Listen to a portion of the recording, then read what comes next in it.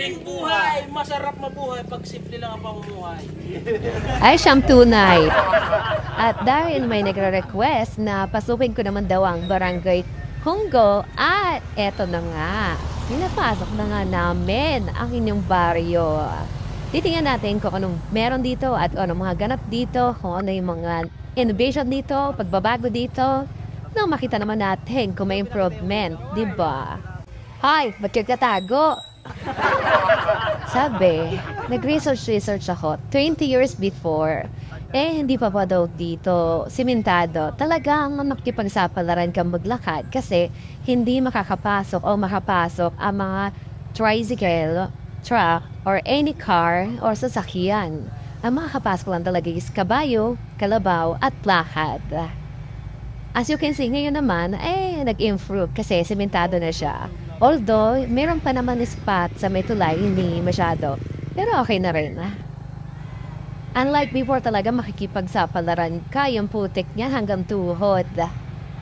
At, sabi nga yung mga nagtsatsyangge, yung mga kalakal na ibinababa mula bundok, sapalaran talaga magpapakahirap ka talaga. Buwis buhay talaga yung paglalakad mo. Bit.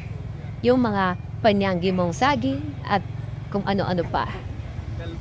At ito nga pala yung elementary school ng Barangay Hunggo. Tapos yung likod niya is high school o social. Ang Barangay Hunggo, meron siyang high school. San ka pa?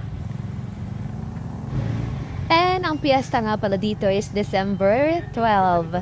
Tama nga ba? December 12. And dati-rati nandito lang yung barangay hall na kapag ka-piyesta, talagang masaya kasi may sayawan.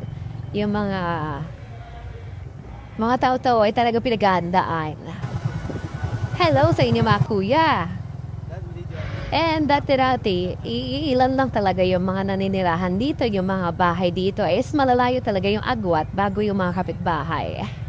And ngayon, sobrang dami na, as in, yung mga ibang mga kaanak, nagtayo-tayo na rin o nag-iwahiwalay na rin ng mga bahay, separate. Tapos yung ibang mga nasa bundok ay nagsipagbabaan para magtayo ng bahay dito or para bumili ng mga ari-arian nila. At dito lang din maninirahan or naninirahan. At dito na tayo sa may medyo dulo ng Hunggo na, ayan, hindi ko na alam sasabihin ko. Kasi nakalimutan ko yung research ko. At dito na tayo sa may paradahan ng mga tricycle. Ayan. Hello nga pala sa mga pamilyang mga nauna na dito. Hello po sa inyong lahat at sa mga paguhad. Kamusta rin kayo dito? Malapit naman tayo dito sa may dulo. At ang request, hello po mga kuya. Sila po yung mga namamasada ng mga single naman papunta sa bundok. Kung halimbawa ayaw mo maglakad, paahon or papunta sa bundok, pwede ka sa kanilang sumakay. Habal-habal po ang tawag doon. Pwede ka sumakay hanggang bundok. Ang charge fee o anong tawag doon? Yung transportation. Basta bayad. 20 pesos, 30 pesos, 50 pesos. Depende po sa layo. Nandito lang po tayo kasi iba na po doon. Medyo matarik na po yung daan. Hanggang dito lang po tayo. Marami po salamat.